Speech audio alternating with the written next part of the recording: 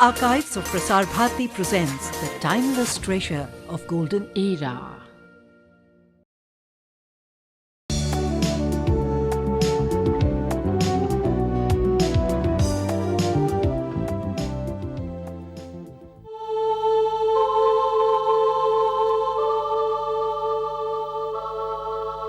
A rose window in a French-built church.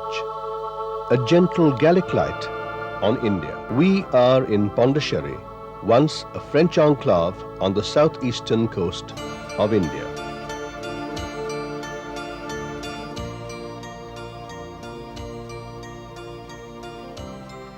An old print captures the enclave as it was when the French ruled. Looking landwards from the sea today, the shoreline of Pondicherry has not changed very much, apparently.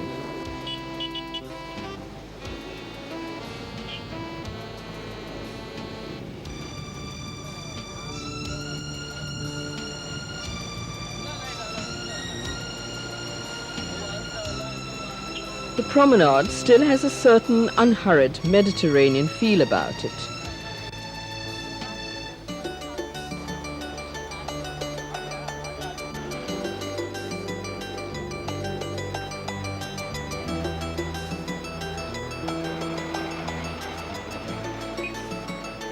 People pause occasionally to spare a moment for the war memorial erected in honor of those Franco-Indian servicemen who died for France.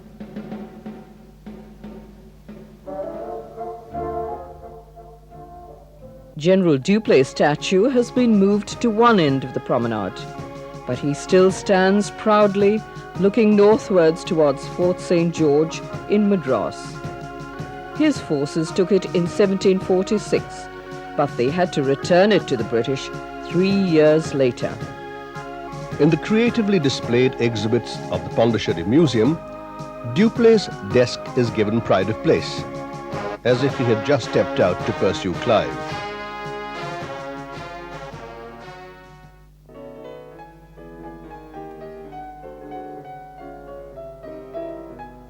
The French rulers, as most colonials did, lived in rooms filled with furniture and drapes, as if they were back in their northern land. They clearly preferred the reassurance of nostalgia to the comfort of fresh air in hot and tropical Pondicherry.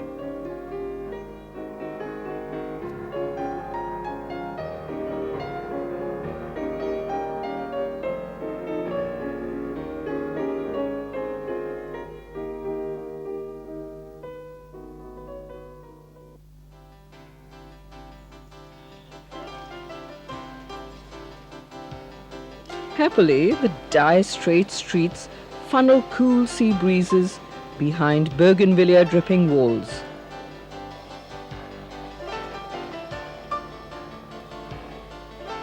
Before Pondicherry was merged with independent India, the seaward section of this carefully planned town was the domain of Pondicherry's white citizens and was known as the White Town.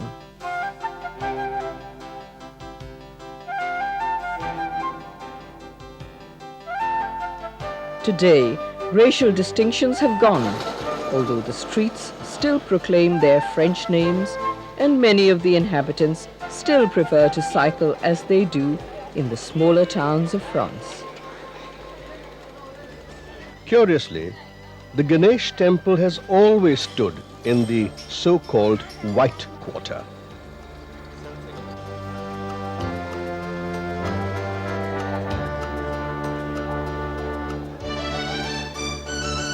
The most significant building in Pondicherry, to some, is the French consulate.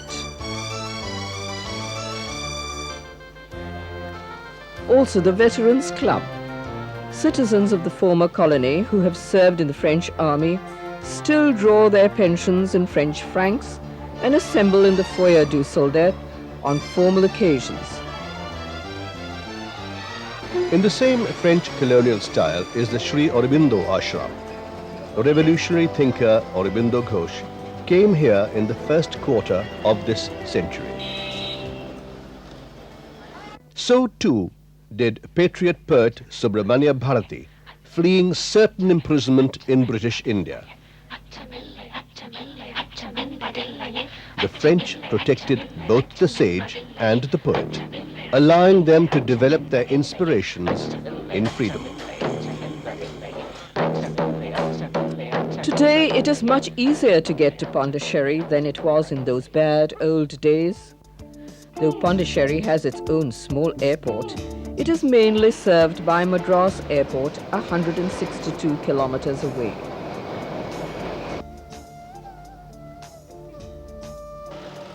Pondicherry is accessible by train and is well linked by buses to various towns in neighboring Tamil Nadu.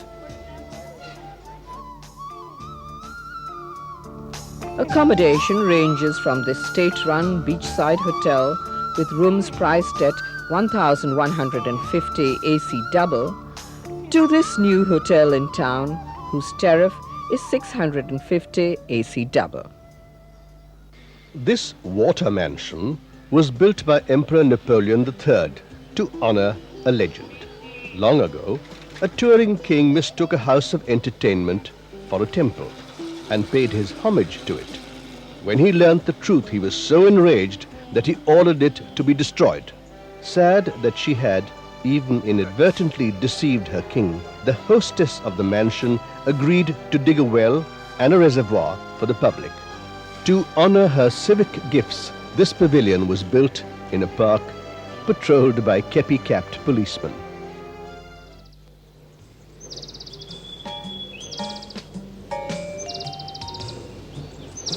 We saw other and more modern water facilities in the cool and verdant boat club at Chunumba, 8 kilometers away. Here you can hire an exciting ride in a roaring James Bondish hydroplane.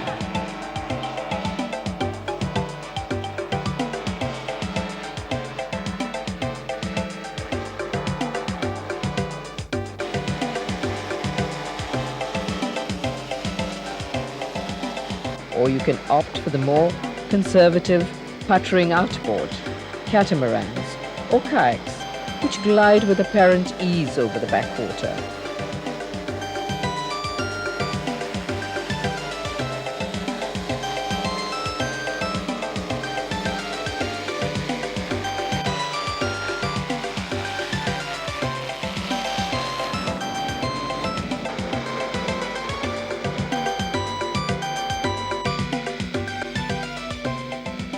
At the far end of its palm-shaded shores is an interesting sandbar stretching across the foam-scalloped edge of the sea.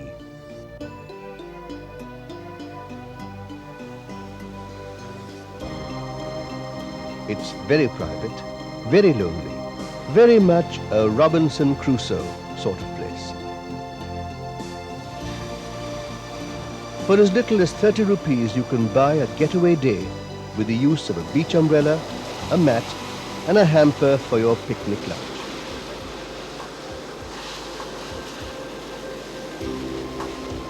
And then you can surf walk all the way to the curve of the Earth's shoulder.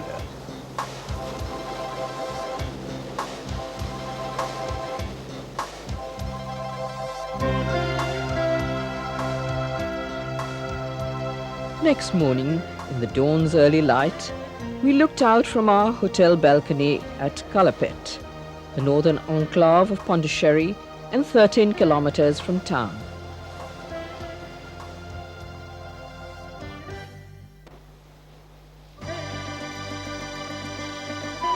The breeze was cool, the sea lapped, and fishermen launched their stitched boats.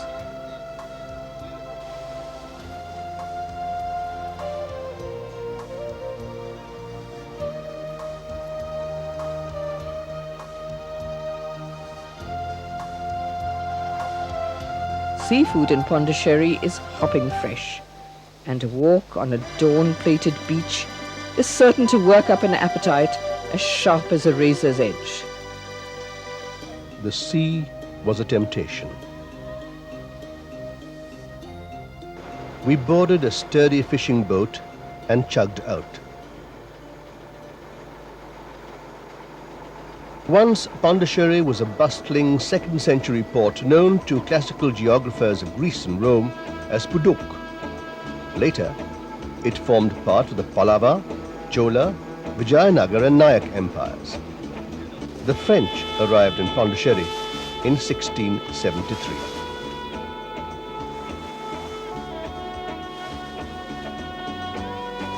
The shoreline of Pondicherry resembled prints of old Venice and Genoa, with the spires and domes of its revered churches.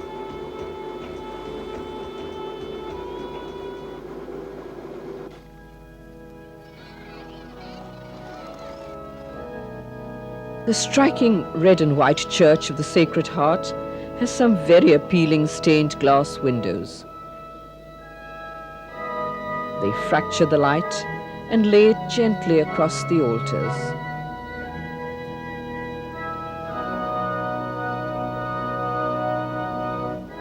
There is an atmosphere of great serenity within.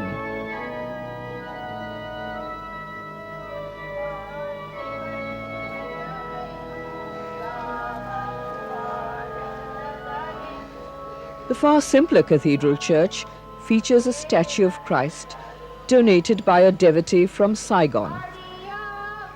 This little region of southern India seems to exercise a magnetic effect on people seeking peace from all over the world. Such seekers continue to come to Auroville and the Matri Mandir 10 kilometers out of town. The concept of Sri Aurobindo's companion for 20 years, the woman known reverentially as the Mother, Auroville, the city of dawn, is a unique experiment in international living.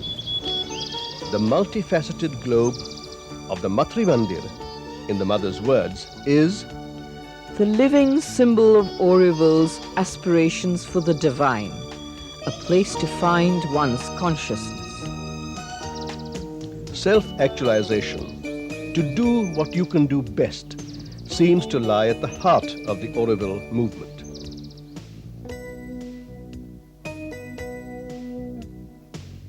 The sales center in Auroville displays a number of items made by Aurovillians in their own distinctive way.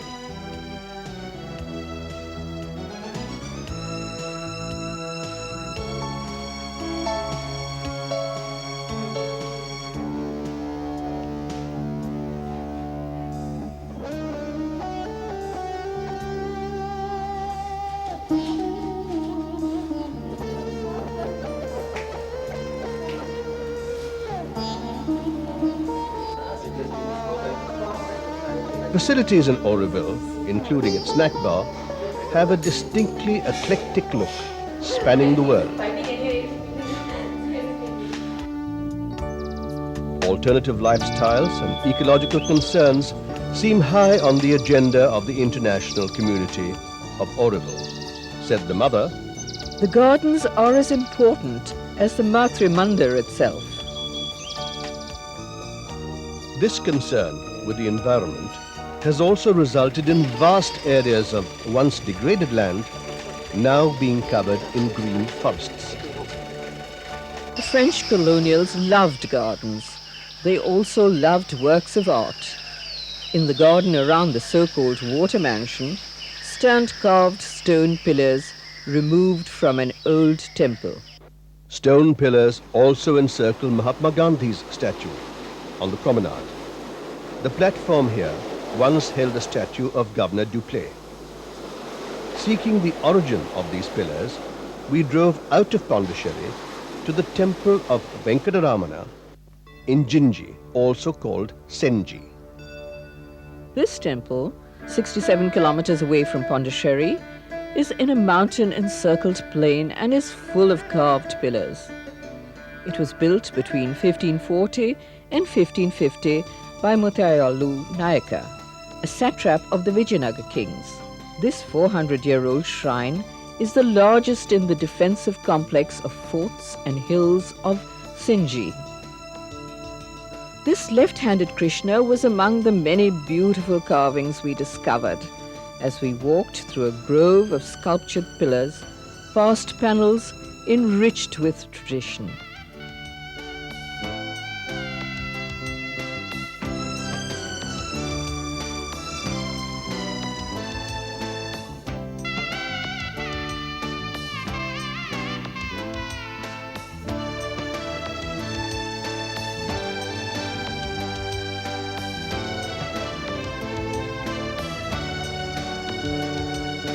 Originally built in the 13th century by the Kone chiefs, this strategic place was successively occupied by Vijayanagar, Nayaks, Marathas, Mughals, the Karnataka Nawabs, the French, and the British.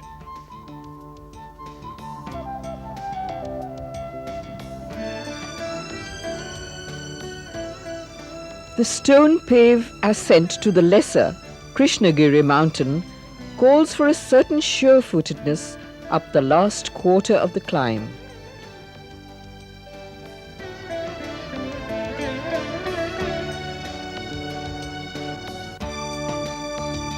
But the spectacular views of the surrounding countryside, its moat and causeway make the huffing effort worthwhile.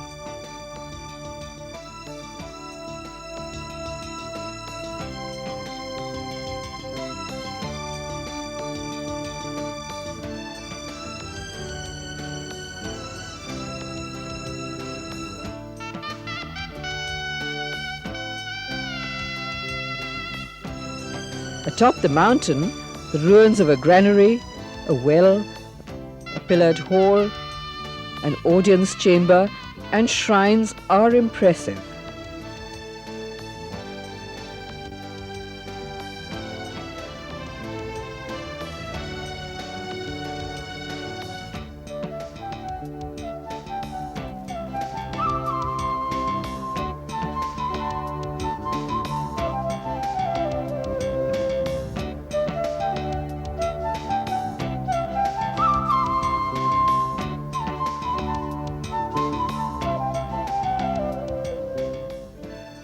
We climbed down, crossed the valley, and entered Rajagiri.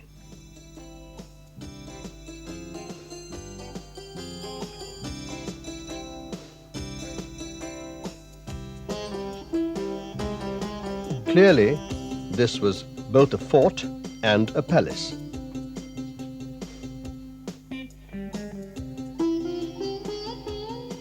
Rising above the Kalyan Mandap is a 27-meter-high tower, which could have been a sort of wind-trapping gazebo.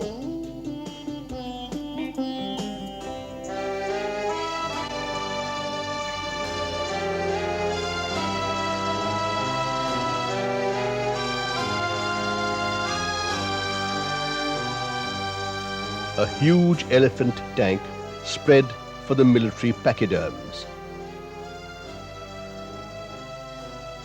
Beyond was a gymnasium. Further on was an enormous granary with damp-excluding platforms where a tally clock once counted measures of grain. The temple, dedicated to Sri Venugopalaswamy, was in ruins, but we found the attractive sculpture of Lord Krishna still appealing.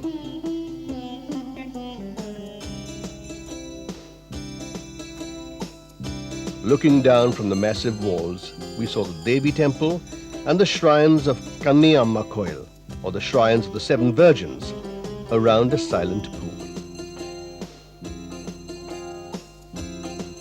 Also, at the base of the hill, stood Sav Atullah Khan's mosque, built in 1770. Atop the Rajagiri Massif, the citadel mounted guard over the fortress of Jinji. The stone walls of this fort are impressive. They have been so accurately dressed that there is little room or need for mortar. Little wayside villages, which could not afford to build stone walls, built walls of faith and had them guarded by folk deities like this Ayana, mounted, mustachioed, and fearsome. A shingle identifies this Ayana as the brave man from Madurai. From here, we decided to drive a little less than 40 kilometers to the Shiva temple of Tiruvannamalai. It is an impressive complex and the town spreads out from the temple. Tiruvannamalai is 107 road kilometers from Pondicherry. The town is also served by the railways. The most acceptable accommodation is this hotel, which offers such air-conditioned rooms for 350 rupees double.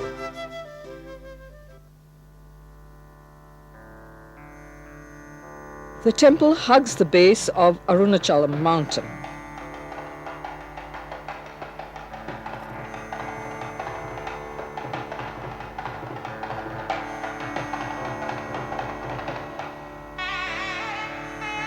This peak is considered to be the embodiment of flame. Fire is the elemental form of Lord Shiva enshrined in Tiruvannamalai temple.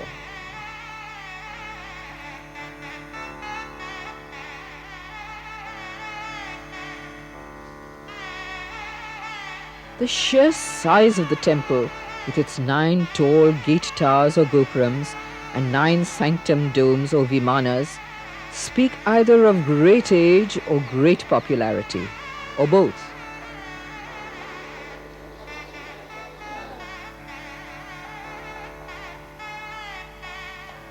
Huge monolithic granite blocks serve as gateposts.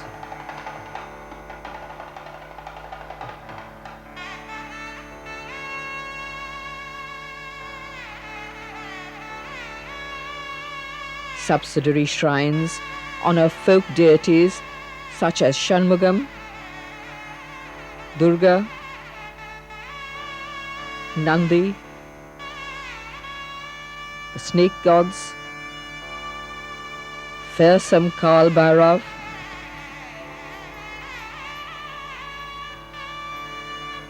and a whole array of celestial glitterati attending the marriage of Lord Shiva and Parvati. This great complex of shrines seemed to have grown by integrating a number of subsidiary shrines within its embrace.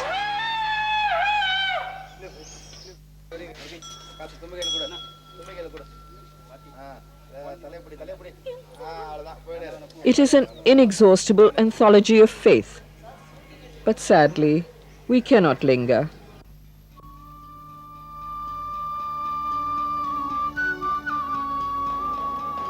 We must leave this temple where Lord Shiva is worshipped as elemental fire and move on. Beyond fire lies ether and the call of the place where the Nataraj sways.